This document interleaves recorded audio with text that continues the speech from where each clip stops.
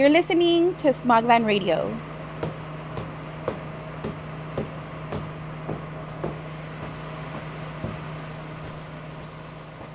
Broadcasting from the ocean, Olvera Street, and that one house on your block that's always under construction.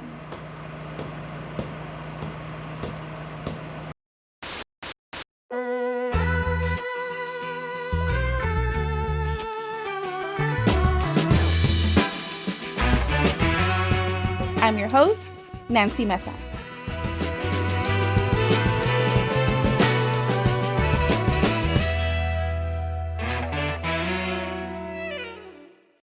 Welcome to a new episode of Smogland Radio, a production of LA Public Press.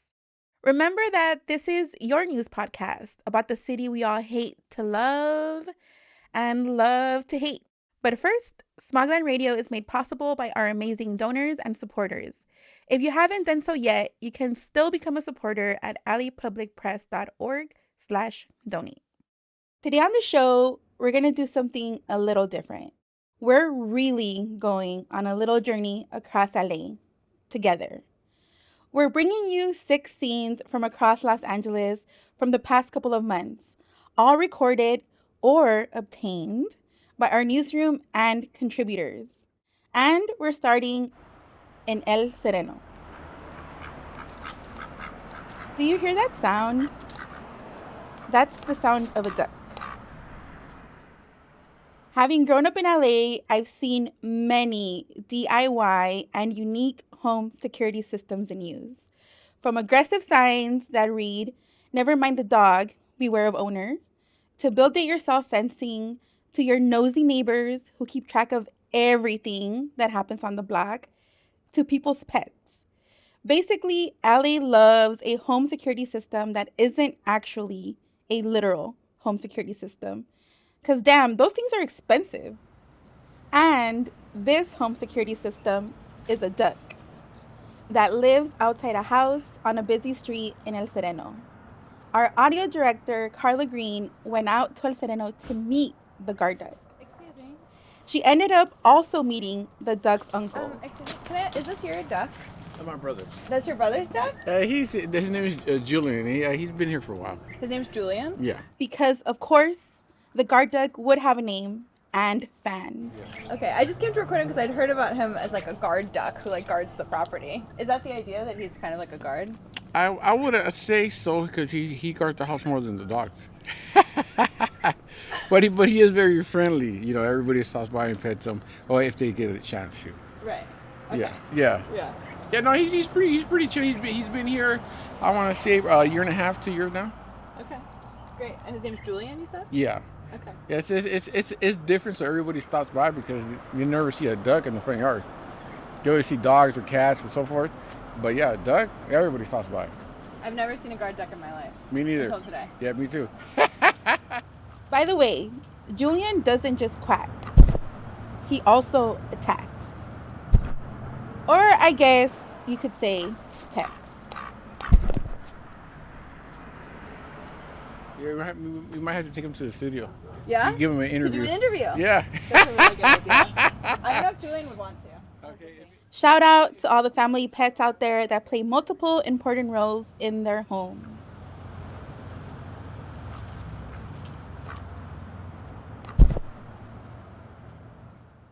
Next up, we're going to Tarzana, deep in the West Valley.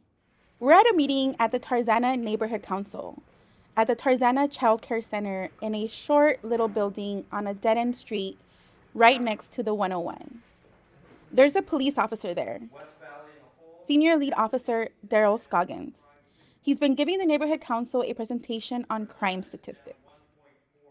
Scoggins said that crime was down, actually, but he and the members of the Neighborhood Council aren't really talking like crime is down. They're talking like crime is an urgent problem, even though their own data and findings show otherwise. Daryl, what can we do about the burglaries? I mean, it seems like that, especially south of the boulevard, and it seems that the number is, growing, at least, what I see online. And Scoggins has a suggestion of what to do. Vote out Gascon. You want me to be dead honest? Absolutely, always. Vote different. They seem specifically worried about burglary, which Scoggins claims progressive district attorney George Gascon has made into a ticket and release crime. It's a ticket and release on non-violent crimes. It's like fishing, catch and release. By the way, that's not true. There has recently been reform in the cash bail system, but the change Scoggins is talking about wasn't even made by Gascon. And under that reform, burglary isn't even necessarily a quote unquote ticket and release crime. And by the way, when the courts eliminated cash bail for some offenses, it was an attempt to incarcerate less people. Specifically because we are in a county where our carceral conditions have repeatedly been shown to be alarmingly inhumane. Here's a tape of what happened in that meeting, obtained by a public records request from our own city reporter, Elizabeth Joe. I'll tell you what's disturbing, Daryl, and maybe you can expand on the reports. We had a shoplift at a smoke shop on Ventura Boulevard. The owner capped off 3 rounds, all of which went across the boulevard. Fortunately, didn't hit anybody. We had persons appearing to be about to commit a burglary right on the border of Encino, Tarzana, and the woman inside capped off a number of rounds. Apparently didn't hit anybody. Yeah, fire warning shot. That's kind of disturbing. People are getting tired of it. Well, the guy on Ventura Boulevard worries me because it was daytime and they did go across the boulevard. Yeah. How many times can somebody be caught and released before? Every time we catch them. So there's no limit. Somebody could do it On non-violent, no. on non-violent. Look, if we've arrested somebody in a stolen car, took them to jail, they steal another one to come back, and the same officers arrested them again, and did the process again, and they just get released again.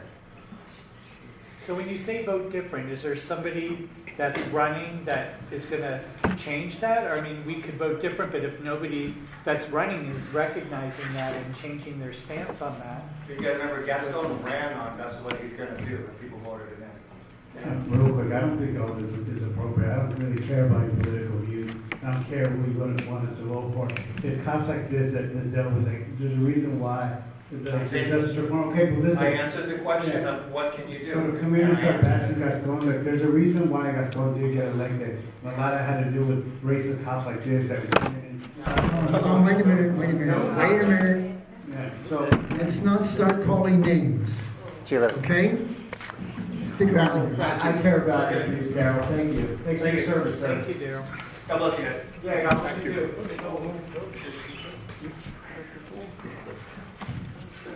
That was the Tarzana Neighborhood Council talking to LAPD Senior Lead Officer Daryl Scoggins. Hi, this is Liz Dro. I just wanted to say that I reached out to LAPD officials for comment, and they said this incident is actually part of an ongoing personnel complaint investigation. LAPD Captain Brian Wendling of the West Valley Division said in an email that the investigation is open and has not concluded, so he could not provide me with any further comment at this point. The department's PIO also emailed saying that they had no statement, although they said that they are investigating. I also reached out to Senior Lead Officer Daryl Scoggins for comment, but had not received a response as of the release of this podcast. Please keep an eye out for my story about this incident, which will be on the LA Public Press website soon. Next up, I want to take you to Olvera Street. To me, there's nothing more beautiful than Dia de los Muertos in LA. And celebrations at Olvera Street are always extra special. It's when the smell of copal sage fills the air as musicians, performers, and Aztec dancers guide participants into ceremony to welcome the dead, our loved ones who have made the transition into the spirit world back to us. And there's one person who's always there, the flute guy. The flute guy is a staple of Olvera Street, not just on this day of celebration, but almost every weekend. With his Andean pan flute, an instrument native to pre-Columbian Peru, Paraguay, and Bolivia, he serenades Olvera Street regulars and visitors with interpretations of popular songs, his own compositions, and old songs he ensures continue to live in our collective human memory. On this day, as we remembered our dead, the flute guy also shared a very special carnavalito composition called El Humahuaqueño. With his mastery of this pre-Columbian instrument, he always makes me feel like I'm transcending space and time. Here's the flute guy. Para los paraguayos significa algo así como para los mexicanos el son de la negra o el jarabe tapatío. Eso significa para Paraguay. Más adelante le toco esa canción famosa también, El pájaro Chohui. Esta vez del norte de Argentina, de Jujuy, la provincia de Jujuy, exactamente de un lugar pequeñito llamado Humahuaca. Un ritmo muy alegre conocido por todos nosotros. Es el ritmo llamado carnavalito. Le va a tocar el carnavalito más famoso del mundo, titulado el humahuaqueño. Alguien que nace en Humahuaca es humahuaqueño. Ahí le va.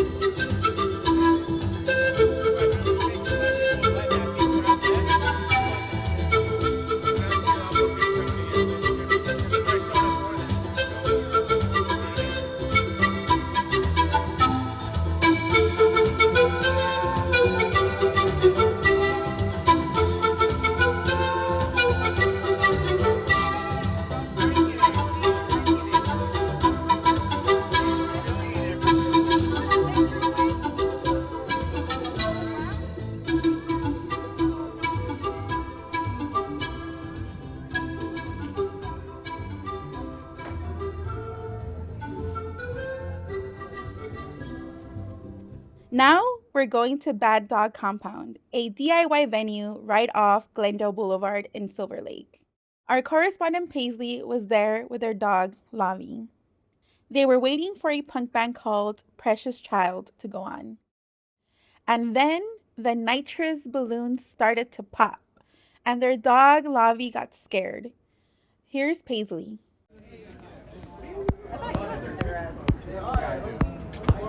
That's just the sound of some air. That's just the sound of some air. That's just the sound of some air.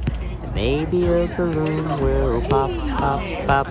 Maybe a balloon will pop. Maybe a balloon will pop.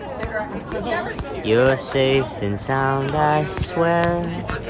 You're safe and sound, I swear.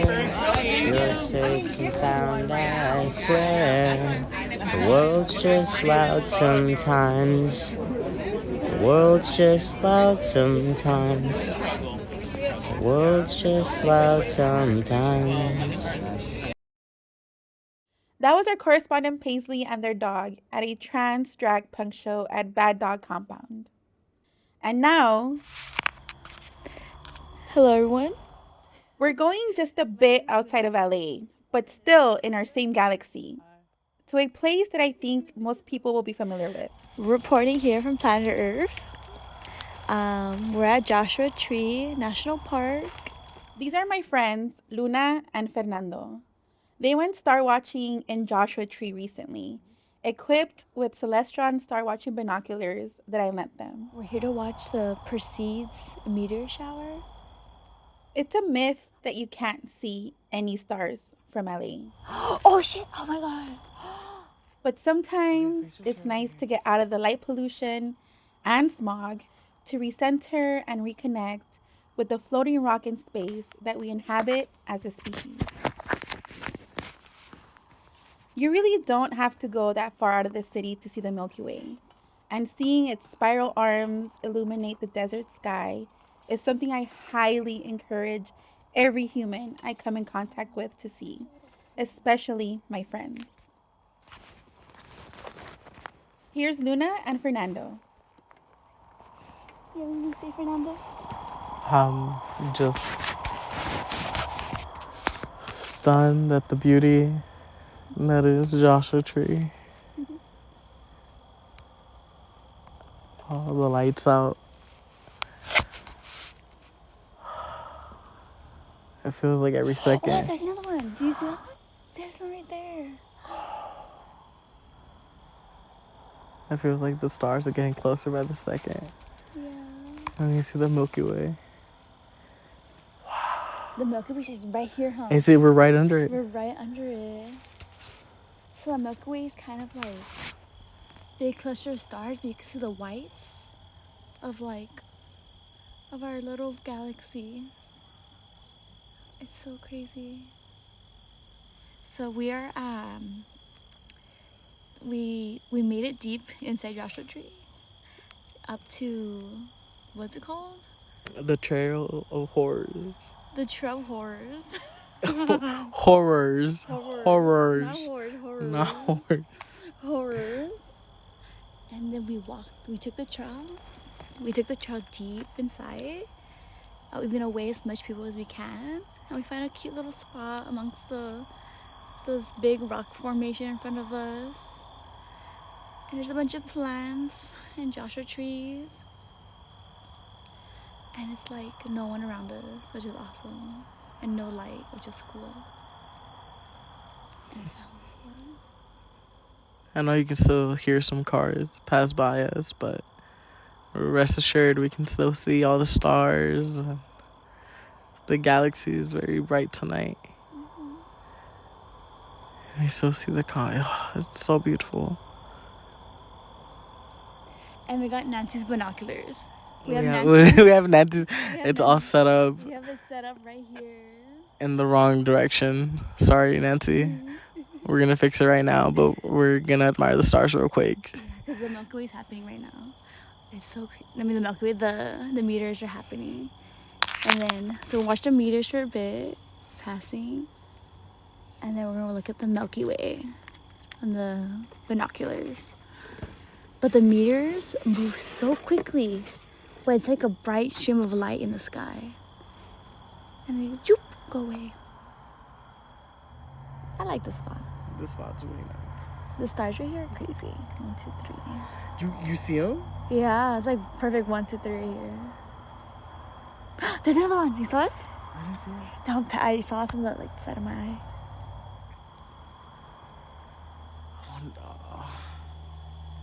I always wonder where they land, where they go. I feel so envious. Mm-hmm. They get to travel the stars. Yeah, so this meteor shower comes from a comet. I forgot what the comet's called, but they're little breakages from that comet. So pretty. It's kind of scary, huh? It just feels like they're all gonna come at you. Yeah. And these super bright ones right here, they're the planets. Mm-hmm. That's such a trip. They do like they're following us, huh? There's so many.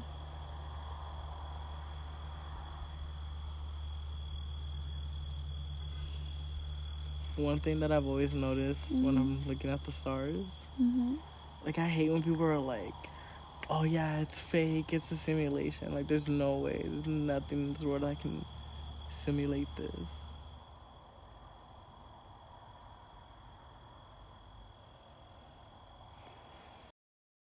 Okay, last up on the show today, we're going to Santa Monica Beach with my binoculars again, as I attempt to get away from the city's light pollution for star watching purposes, only to be met by a thick layer of fog and calming waves.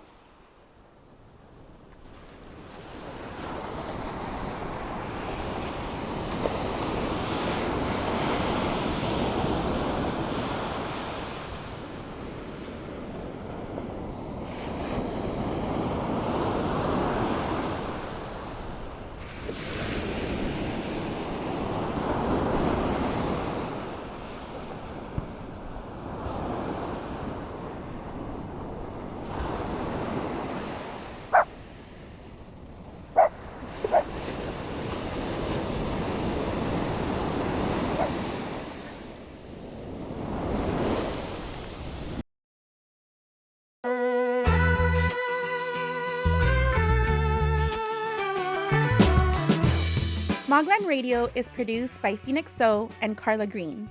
I'm your host, Nancy Mesa. We're a production of LA Public Press, a nonprofit newsroom for Los Angeles. Eduardo Arenas made our music, and Jaime Zacarias made our show art. Special thanks to the Robinson Space where we record this podcast. Also, we're a newsroom funded entirely by donations. If you like the work that we do, you can support us by becoming a member at lapublicpress.org/donate. You can also support us by leaving us a review on Apple Podcasts, telling your friends about us, or following us on social media. We're on all platforms at LA Public Press. Thank you so much for listening. We'll see you right back here in a couple of weeks for our next episode.